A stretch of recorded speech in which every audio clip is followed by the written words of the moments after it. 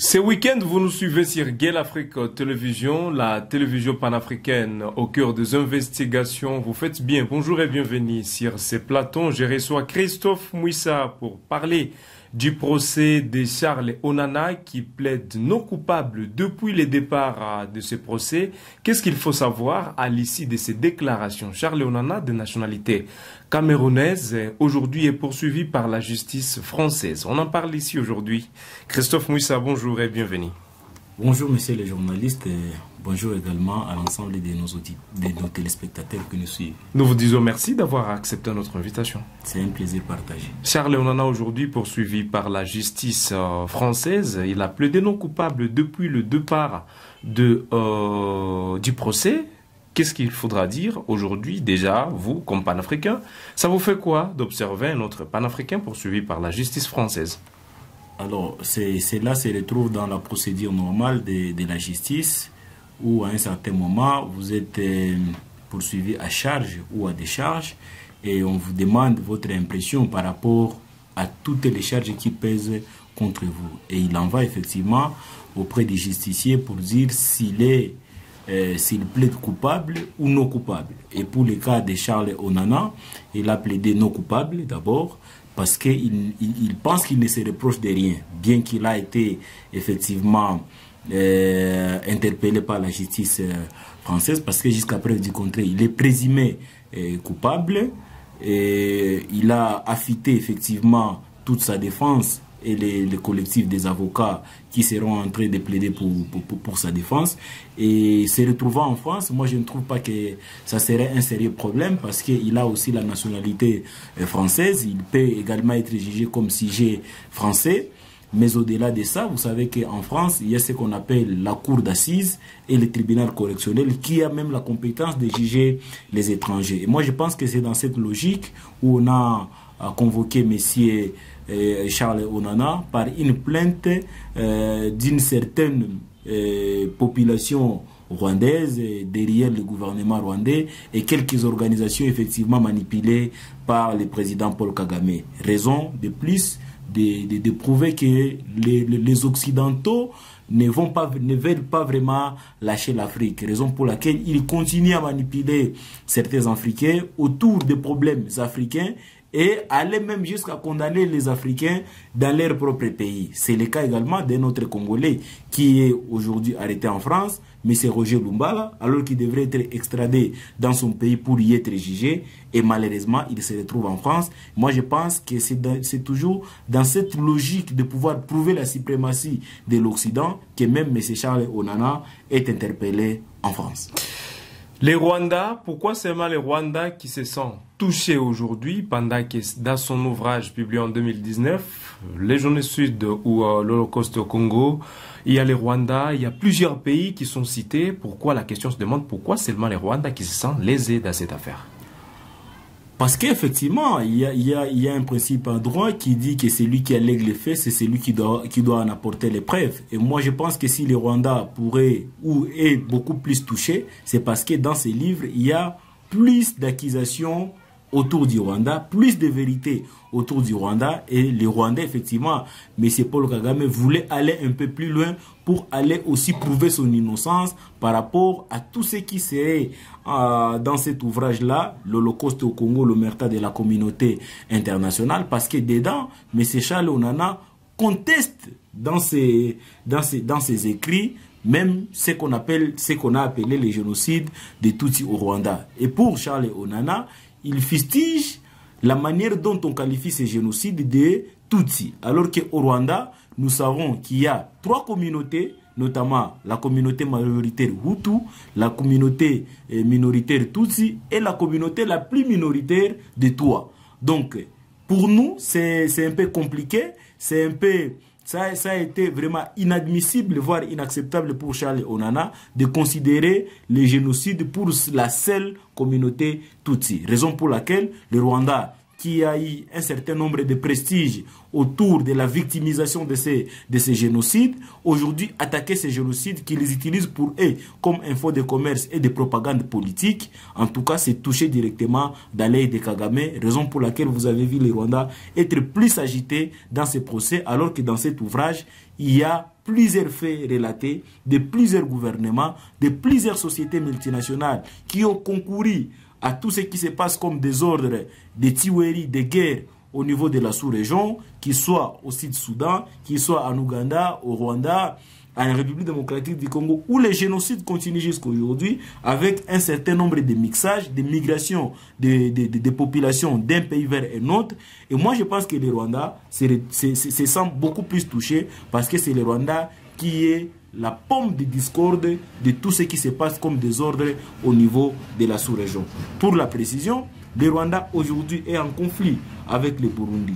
Le Rwanda est en conflit avec la Tanzanie. Le Rwanda est en conflit avec l'Éthiopie. Le Rwanda est en conflit avec la République démocratique du Congo de plus de 30 ans aujourd'hui. Pourquoi effectivement? Parce que le Rwanda veut vendre cette victimisation du génocide au monde, en faisant des génocides dans d'autres pays, en créant des désordres dans d'autres pays, en sachant que lorsque le Rwanda sera attaqué, il va toujours brandir ce statut-là d'un pays qui a connu les génocides, en fait qu'il soit traité de manière spéciale par rapport à d'autres pays. Moi, je pense que c'est tout ce qui fait que le Rwanda soit plus agité, parce que lorsque déjà de telles vérités commencent à éclater, c'est-à-dire ça commence à réduire la sensibilité autour de cette question du génocide, et le Rwanda pourrait perdre beaucoup de ces avantages si et seulement si nous maintenons par exemple la version de l'Holocauste au Congo. Raison pour laquelle ils veulent freiner cet élan de vérité, cet élan de justice et de la recherche de la réconciliation entre les peuples congolais, rwandais et de toute la sous-région en général. Et le Rwanda qui utilise, comme je le disais, cette victimisation pour ses propres fins politiques, économiques et même pour attirer les touristes et les investisseurs, et se disent, nous ne pouvons pas laisser passer tout ce qui crache sur ceux qui nous apportent plus de l'argent et de prestige à travers l'Afrique et même le monde. Un panafricain, aujourd'hui, est notre invité, vivant dans la région de Kivu, qui a survécu tout ce qui se passe à l'est de la République démocratique du Congo. On en parle ici aujourd'hui, de Charles Onana. C'est l'eau. Certaines personnes dans cette affaire qui affirment aujourd'hui que c'est un groupe de Rwandais lésés de ce qu'Onana a raconté dans son livre. Mais c'est Onana lui-même lui entendre parler juste après le procès hier. Il a affirmé que c'est Kagame qui est en train de le poursuivre. Monsieur Christophe Mouissa, lorsqu'on parle de génocide au Rwanda, il semblerait que Kagame n'aime pas qu'on parle à ce sujet. Qu'est-ce qui est caché là derrière? Donc, moi, je pense que ce qu'on en a dit, c'est très vrai. Kagame, c'est un grand manipulateur que l'Occident a fabriqué, qu'on l'utilise aujourd'hui comme une marionnette, effectivement, de l'Occident. Et ce qui lui a valu tout ce qu'il est devenu aujourd'hui, on lui considère comme un grand politicien, un grand manager, un grand visionnaire pour son pays. Et moi, je pense que dans cette même logique, aujourd'hui, Kagame se retrouve maintenant coincé par certaines vérités, par certaines révélations, parce que il ne s'entendait pas qu'un jour, il y aurait des Africains ou des Congolais qui pourraient se lever pour lui faire la tête.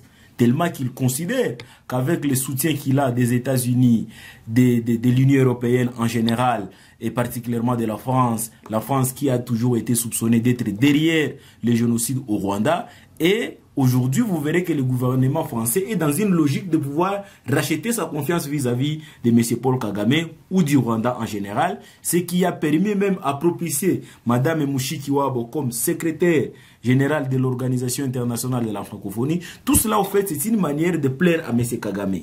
C'est une manière à pouvoir impressionner que Kagame, c'est un homme intouchable, c'est un manager, et tout ce qu'il dit doit être pris comme des paroles de l'évangile qui ne doivent pas être contredits. Mais aujourd'hui, la science et la recherche, telle que ça continue, mais Charles Onana a vu que c'était une opportunité de parler de ce qui se passe en RDC, parler de ce qui s'est passé dans la région du Grand Lac. Et moi, je pense qu'à ce titre-là, Kagame, ses vies étaient beaucoup plus visées, parce que, au-delà de Charles Onana, il y a d'autres rapports qui reconnaissent que le Rwanda a fait de véritables incursions, des envahissements, des agressions au Congo.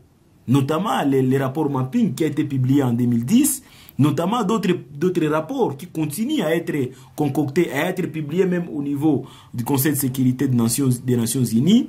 Beaucoup de chercheurs, des experts, même sur le Congo, ils parlent de cet envahissement du Rwanda. Lorsque vous allez en Belgique et que vous trouvez par exemple un film documentaire qu'on a appelé L'Empire du Silence de Thierry Michel, lorsque vous suivez par exemple les films documentaires qu'on appelle Afrique en morceaux, où vous voyez l'envahissement du Rwanda en République démocratique du Congo, moi je pense que c'est par rapport à tous ces témoignages, tous ces rapports, tous ces films documentaires que M. Onana a collecté les données pour aboutir à cette recherche qui a produit ces rapports. Rien n'a été inventé par Onana, mais tout cela est le fruit de sa recherche, le fruit des témoignages. Et moi, je pense qu'aujourd'hui, il se retrouve l'homme le plus erré et ce procès pourrait encore lui valoir plus de prestige, plus d'influence, parce que ça va attirer effectivement la curiosité de plusieurs recherches, de lire effectivement ce qui se retrouve dans ces livres pour comprendre pourquoi il est poursuivi. Si c'est vrai, une œuvre scientifique ne peut être contredite par une autre œuvre scientifique. Et Kagame aussi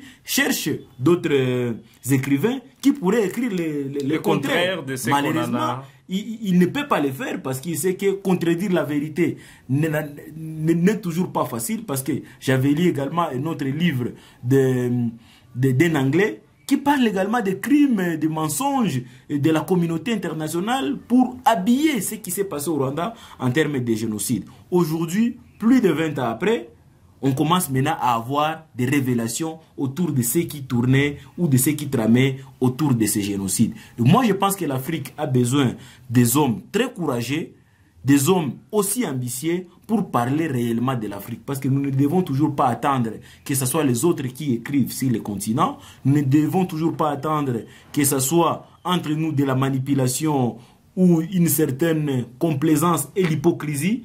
Mais nous devons arriver à ce niveau-là de se dire des vérités, de parler de ce qui a été comme la réalité et non entendre seulement un certain maquillage occidental pour faire voir aux Africains que il n'y a que nous, les Occidentaux, qui peuvent écrire et dire mieux de vous et dire aussi des mauvais de vous. Donc c'est de la manipulation. Et moi je pense que l'homme qui sera le plus malheureux dans cette histoire, c'est M. Paul Kagame. Charles Onana pourra être également jugé comme un citoyen français. C'est là où déjà l'affaire semble être un peu dire, parce qu'il est aussi français d'une part. Monsieur Christophe Mouissa, on en parle aujourd'hui. Est-ce que la condamnation de Charles Onana serait d'une manière ou d'une autre une récompense chez Paul Kagame? Il ne faut pas précipiter les choses. J'ai vu le sourire de Charles Onana. Je dis serait non. D'une manière ou d'une autre. Au fait, ce sont les hypothèses, effectivement, et nous ne savons pas jusqu'où le procès pourrait aller, mais avec la confiance que représente aujourd'hui M. Charles Onana, parce qu'après ce procès, le jour où il y aura encore une autre audience, moi je pense qu'on fera même recours à des témoins. Et comme Charles Onana est un journaliste professionnel, je pense qu'il est en train de bien garder ses sources. Et si on voulait aller plus loin dans ces procès, moi je pense que Kagame, comme je l'ai dit, sortira perdant dans ces procès. Et Onana risque de sortir en héros africain. D'où je recommanderais à Kagame de retirer cette plainte parce que nous savons que c'est lui qui est derrière cette situation. Et s'il y aurait effectivement des personnes lésées, le monde scientifique il est tellement vaste qu'il écrive un autre ouvrage qui contredit les faits relatés par M. Charles Onana. Parce que lorsque vous lisez ces livres et que nous, les Congolais particulièrement, où nous sommes dans une certaine confusion de ce qu'on appelle les Tutsis congolais et les Tutsis rwandais, les Banyamulenge fabriqués et consorts, vous comprendrez effectivement que ces livres avaient tous au pesant d'or pour clarifier et élucider les faits tels qu'ils se sont passés. Les Bosco Ntaganda, qui sont devenus des généraux en République démocratique du Congo, mais lorsqu'on les a arrêtés et s'est retrouvés à La Haye pour comparaître, ils ont dit qu'ils étaient des Rwandais et ils sont prêts à comparaître dans la langue qu'elle parle la mieux possible. Et il a dit les Kinyarwanda. Aujourd'hui, jusqu'à preuve du contraire, M. Laurent Kunda, qu'on a appelé sujet congolais, qui a tué les Congolais à travers une rébellion, il se cache au Rwanda. Mais pourquoi le Rwanda, qui a toujours nié d'être en République démocratique du Congo, ne veut pas rapatrier Monsieur Laurent Nkunda pour qu'il soit jugé par les juridictions congolaises. Donc vous comprenez que le livre effectivement de Onana est venu élucider, qui pourrait être d'ailleurs un intérêt qui soit pour Kagame, en fait de se dédouaner, et un intérêt pour les Congolais pour qu'ils comprennent effectivement que le problème il est en interne. Mais le fait pour Kagame de s'agiter prouve à suffisance qu'il y est pour quelque chose par rapport à ce qui se passe en République démocratique du Congo. Peut-on dire que c'est une grosse erreur de la part du président rwandais? Une erreur stratégique parce que qui pourrait lui conduire non seulement à l'opprobre, à un certain ridicule, parce que Onana qui vous dit qu'il a fait plus de 10 ans de recherche pour collecter toutes les données se retrouva dans cet ouvrage, et la communauté internationale reconnaît certains faits qui sont relatés dans cet ouvrage, parce qu'il s'est beaucoup plus focalisé sur des rapports des Nations Unies, des rapports de l'Union européenne, des témoignages des rescapés, si je peux le dire, des survivants Hutus du génocide du Rwanda.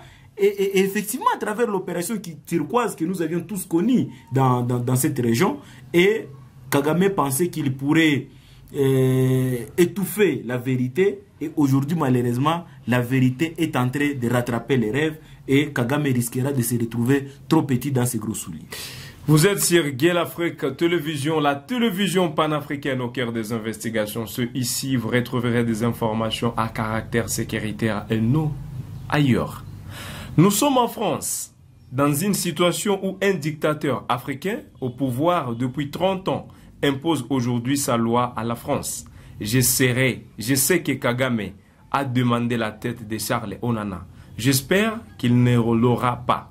Mais M. Kagame a déclaré que des gens comme moi, Charles Onana, doivent mourir, a déclaré Charles Onana juste après le procès de ce vendredi. M. Christophe Mouissa, en écoutant parler Charles Onana, on écoute ce qu'il a, ce qu'on appelle en anglais self-confidence. Où est-ce qu'il tire cela? Il tire cela par ses sources, comme je l'ai dit. Vous savez, lorsqu'on est convaincu de ce dont on est en train de faire, on n'est pas prêt à reculer, même devant n'importe quelle intimidation. Et moi, je pense que c'est déjà un chef-d'œuvre que M. Onana est en train a écrit. Et même s'il pourrait mourir aujourd'hui ou demain, moi, je pense que Kagame n'arrivera pas à effacer ces livres qui est déjà répandu à travers le monde et qui constitue pour certains Congolais aujourd'hui un véritable répertoire de témoignages par rapport à ce qui s'est passé en République démocratique du Congo.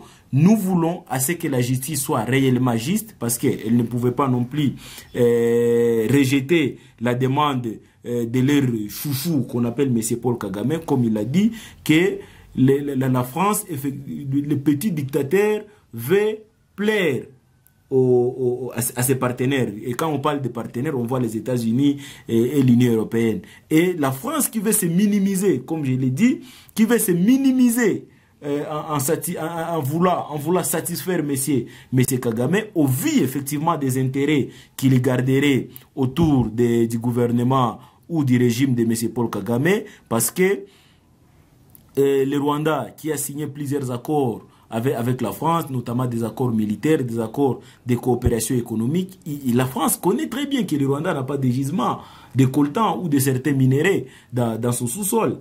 Mais la France continue à pousser, et vous avez suivi même l'incident qu'il y a eu récemment à l'OIF, au sommet de l'OIF, où la France a refusé, à travers le président Macron, de reconnaître qu'il y a une guerre d'agression du Rwanda en République démocratique du Congo. Donc la France est dans cette logique-là de vouloir plaire à M. Paul Kagame, de plaire au régime du Rwanda, jusqu'à aller appuyer les Rwandais dans certaines opérations militaires, notamment en Mozambique, parce que vous savez qu'à Mozambique, il y a une grande société française qu'on appelle Total, et c'est le Rwanda qui est en train de partir pour sécuriser cette société-là. Donc aujourd'hui, il est clair que la France soutient indéfectiblement M. Paul Kagame, raison pour laquelle ils ont saisi de cette occasion pour interpeller M. Charles Onana en France et pas dans un autre pays. Alors pour finir, mesdames et messieurs, nous sommes à la fin de cette émission. La dernière question peut-être que je poserai à monsieur Christophe Mouy, c'est de savoir, Charles Onana, de nationalité camerounaise, est-ce qu'il y a des rapports de Congolais sur la guerre en République démocratique du Congo aujourd'hui, sur les standards internationaux? Est-ce qu'il y en a? Et s'il n'y en a pas, pourquoi encore? Les rapports, il y en a. Au standard international. On ne peut pas réduire des Congolais jusqu'à ce niveau-là. Moi, je connais même des organisations locales ici qui ont écrit des véritables rapports pendant la période du RCD. Je ne voulais pas faire leur publicité, mais pour ne pas les citer, je vous parler de Credo.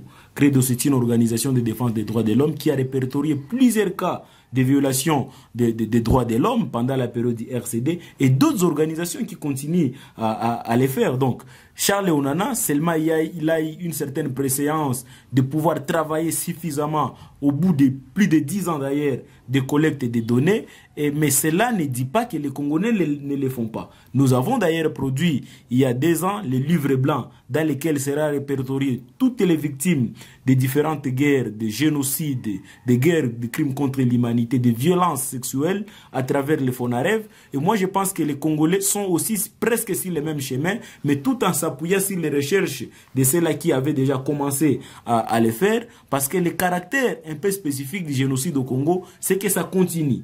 Et aujourd'hui, nous sommes en train de nous battre pour que non seulement cela ne se reproduise plus jamais, mais aussi pour que nous puissions déclencher les poursuites judiciaires. Donc, ne soyez pas surpris, peut-être que dans les années à venir, les Congolais auront aussi à déposer des plaintes contre le gouvernement du Rwanda, et particulièrement peut-être le président Paul Kagame, et tous les autres officiers rwandais, notamment les James Kabarebe, qui ont participé à des véritables crimes de guerre en République démocratique du Congo. Et ce jour-là arrivera, je suis sûr et certain, qu'avec l'ingéniosité des Congolais, même la frustration et l'indignation de toutes les informations que nous sommes en train de collecter autour des difficultés sécuritaires, des difficultés socio-économiques, des pillages systématiques des ressources, cela ne passera jamais en vain. Et tous les chercheurs congolais aujourd'hui sont en train de se focaliser sur non seulement le passé des Congolais, mais aussi sur l'avenir. Et tout cela devra passer par ce qu'on appelle la garantie de non-répétition. Et pour aboutir à la garantie